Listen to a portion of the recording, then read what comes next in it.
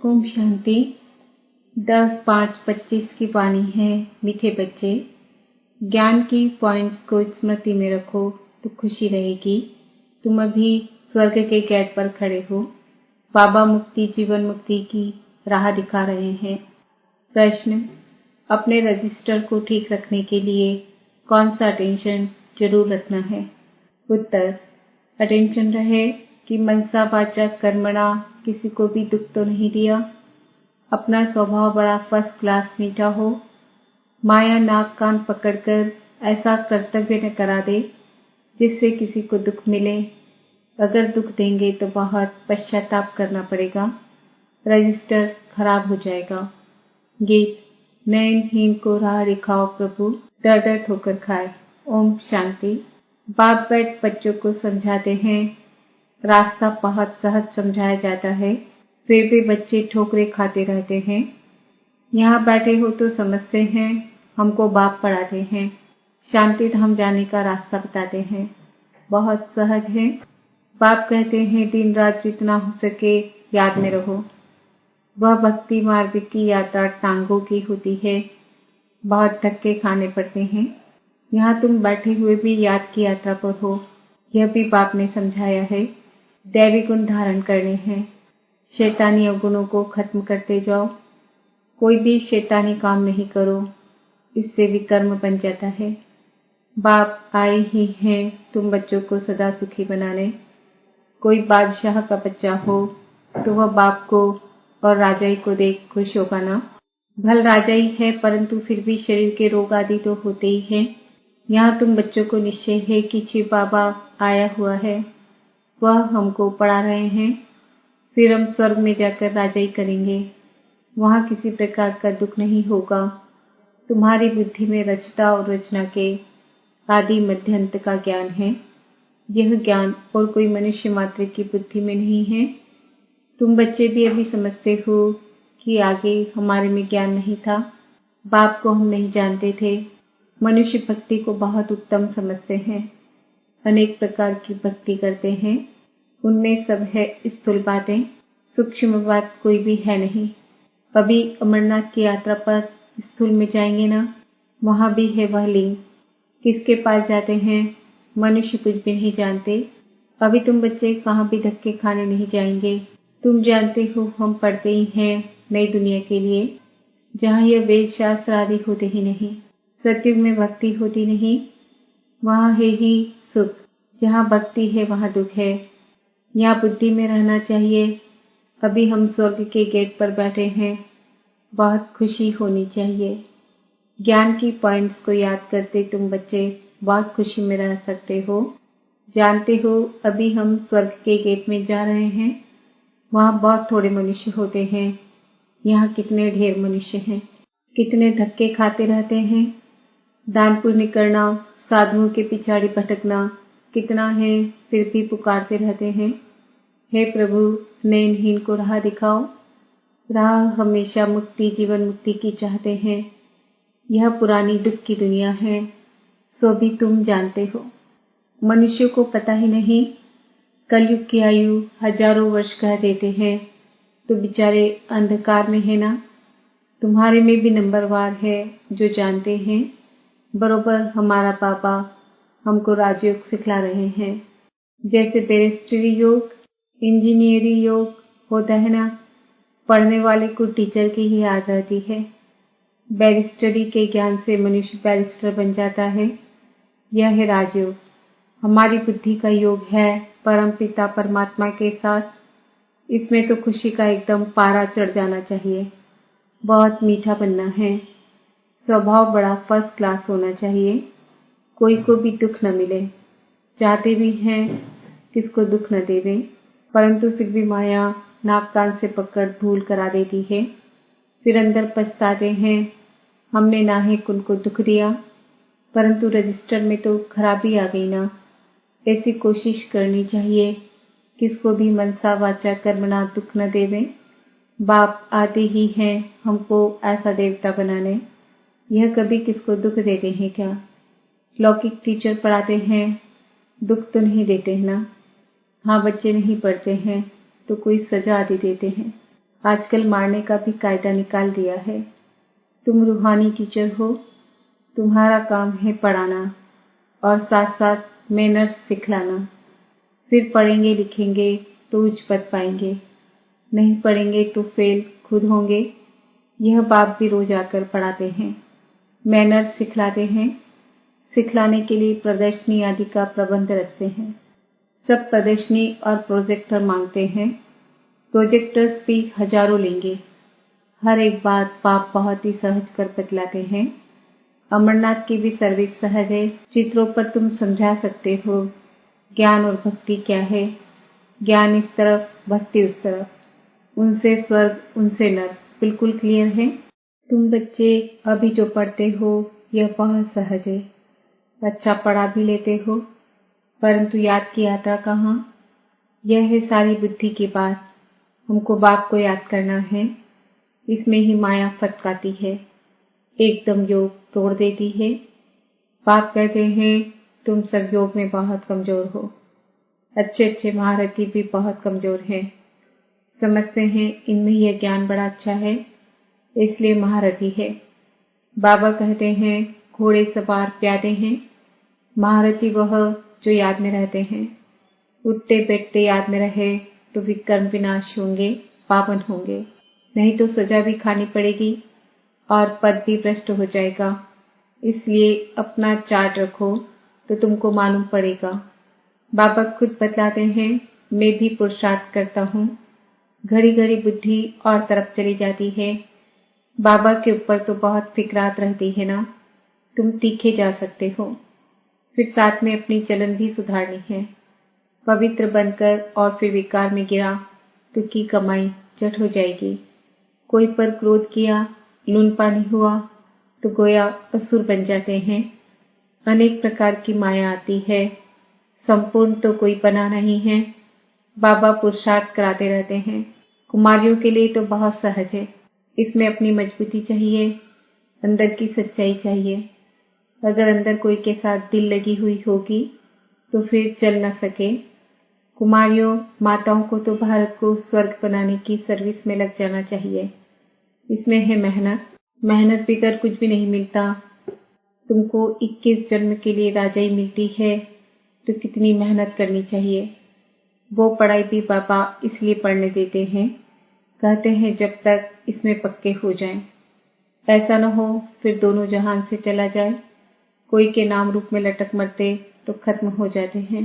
तकदीरवान बच्चे ही शरीर का भान भूल अपने को अशरीरी समझ बाप को याद करने का पुरुषार्थ कर सकते हैं। बाप रोज रोज समझाते हैं बच्चे तुम शरीर का भान छोड़ दो, हम अशरीरी आत्मा अब घर जाते हैं। यह शरीर यहाँ छोड़ देना है। वो तब छोड़ेंगे जब निरंतर बाप की याद में रह कर्मातीत हो जाए। इसमें बुद्धि की बात है, परंतु किसकी तकदीर में नहीं है तो तदबीर क्या करे। बुद्धि में यह रहना चाहिए कि हम अशरीरी आए थे, फिर सुख के कर्म संबंध में बंधे, फिर रावण राज्य में विकारी बंधन में फंसे। अब फिर बाप कहते हैं अशरीरी होकर जाना है। अपने को आत्मा समझ मुझे याद करो। आत्मा ही पतित बनी है। आत्मा कहती है पतित पावन आओ। अभी तुमको पतित से पावन होने की युक्ति भी बतलाते रहते हैं। आत्मा है ही अविनाशी। तुम आत्मा यहाँ शरीर में आई हो पाठ बजाने। यह भी अब बाप ने समझाया है। जिनको कल्प पहले समझाया है वही आते रहेंगे। अब बाप कहते हैं कलयुगी संबंध भूल जाओ, अब तो वापस जाना है। यह दुनिया ही खत्म होनी है। इनमें कोई सार नहीं है, तब तो धक्के खाते रहते हैं। भक्ति करते हैं भगवान से मिलने, समझते हैं भक्ति बड़ी अच्छी है। बहुत भक्ति करेंगे तो भगवान मिलेगा और सदगति में ले जाएंगे। अभी तुम्हारी भक्ति पूरी होती है। तुम्हारे मुख से है राम, है भगवान, ये भक्ति के अक्षर भी न निकले। यह बंद हो जाना चाहिए। बाप सिर्फ कहते हैं मुझे याद करो। यह दुनिया ही तमो प्रधान है। सतो प्रधान सतयुग में रहते हैं। सतयुग है चढ़ती कला, फिर उतरती कला होती है। त्रेता को भी वास्तव में स्वर्ग नहीं कहा जाता। स्वर्ग सिर्फ सत्युग को ही कहा जाता है। तुम बच्चों की बुद्धि में आदि मध्य अंत का ज्ञान है। आदि अर्थात शुरू, मध्य हाफ, फिर अंत। मध्य में रावण राज्य शुरू होता है। बाप भारत में ही आते हैं। भारत ही पतित और पावन बनता है। 84 जन्म भी भारतवासी लेते हैं। बाकी तो नंबरवार धर्म वाले आते हैं। झाड़ वृद्धि को पाता है, फिर उस समय ही आएंगे। यह बातें और किसकी बुद्धि में नहीं होगी। तुम्हारे में भी सब धारण नहीं कर सकते हैं। यह 84 का चक्र बुद्धि में रहे तो भी खुशी में रहे। अब बाबा आया हुआ है हमको ले जाने के लिए। सच्चा सच्चा माशूक आया हुआ है, जिसको हम भक्ति मार्ग में बहुत याद करते थे। वह आए हैं हम आत्माओं को वापस ले जाने। मनुष्य मात्र यह नहीं जानते कि शांति भी किसको कहा जाता है। आत्मा तो है ही शांत स्वरूप। यह ऑर्गन्स मिलते हैं तब कर्म करना पड़ता है। बाप जो शांति का सागर है वह सबको ले जाते हैं, तब सबको शांति मिलेगी। सत्युग में तुमको शांति भी है, सुख भी है। बाकी सब आत्माएं चली जाएंगी शांति धाम। बाप को ही शांति का सागर कहा जाता है। यह भी बहुत बच्चे भूल जाते हैं, क्योंकि देह अभिमान में रहते हैं।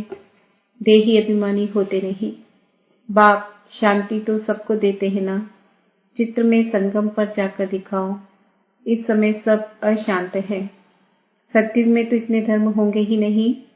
सब शांति में चले जाएंगे। वहां दिल भरकर शांति मिलती है। तुमको राजाई में शांति भी है, सुख भी है। सत्युग में पवित्रता, सुख, शांति सब है तुमको। मुक्तिधाम कहा जाता है स्वीट होम को। वहां पति दुखी होंगे नहीं। दुख सुख की कोई बात नहीं तो शांति का अर्थ नहीं समझते हैं। रानी के हार का मिसाल देते हैं ना। अब बाप कहते हैं शांति सुख सब लो, आयुष्मान भव। वहां कायदे अनुसार बच्चा भी होगा। बच्चा मिले उसके लिए कोई पुरुषार्थ नहीं करना पड़ता है। शरीर छोड़ने का टाइम होता है तो साक्षात्कार हो जाता है और शरीर खुशी से छोड़ देते हैं। जैसे बाबा को खुशी रहती है ना, शरीर छोड़कर हम यह बनूंगा, अभी पढ़ रहा हूँ। तुम भी जानते हो हम सत्युग में जाएंगे। संगम पर ही तुम्हारी बुद्धि में यह रहता है तो कितनी खुशी में रहना चाहिए। जितनी ऊंच पढ़ाई उतनी खुशी। हमको भगवान पढ़ाते हैं। एम ऑब्जेक्ट सामने है तो कितनी खुशी होनी चाहिए, परंतु चलते चलते गिर पड़ते हैं। तुम्हारी सर्विस वृद्धि को तब पाएगी जब कुमारियां मैदान में आएंगी। बाप कहते हैं आपस में एक तो लून पानी मत बनो, जबकि जानते हो हम ऐसी दुनिया में जाते हैं जहाँ शेर बकरी इकट्ठे जल पीते हैं। वहां तो हर एक चीज देखने से ही दिल खुश हो जाती है। नाम ही है स्वर्ग। तो कुमारियां लौकिक माँ बाप को बोले अभी हम वहां जाने की तैयारी कर रहे हैं। पवित्र तो जरूर बनना है। बाप कहते हैं काम महाशत्रु है। अब मैं योगिन बनी हूँ इसलिए पतित नहीं बन सकती। बात करने की खड़ाई चाहिए। ऐसी कुमारियां जब निकलेंगी फिर देखना कितना जल्दी सर्विस होती है। परंतु चाहिए नष्टो मोहा। एक बार मर गई तो फिर याद क्यों आनी चाहिए। परंतु बहुतों को घर की, बच्चों आदि की याद आती रहती है। फिर बाप के साथ योग कैसे लगेगा। इसमें तो यही बुद्धि में रहे कि हम बाबा के हैं। यह पुरानी दुनिया खत्म हुई पड़ी है। बाप कहते हैं मुझे याद करो। अच्छा, मीठे मीठे सिकिल दे बच्चों प्रति माता पिता बाप दादा का याद प्यार और गुड मॉर्निंग। रूहानी बाप की रूहानी बच्चों को नमस्ते। हम रूहानी बच्चों की रूहानी माता पिता बाप दादा को याद प्यार गुड मॉर्निंग नमस्ते ओम शांति। धारणा के लिए मुख्य सार, अपनी ऊंची तकदीर बनाने के लिए जितना हो सके अशरीरी बनने का अभ्यास करना है। शरीर का भान बिल्कुल भूल जाए। किसी का भी नाम रूप याद न आए, यह मेहनत करनी है। अपनी चलन का चार्ट रखना है। कभी भी आसुरी चलन नहीं चलनी है।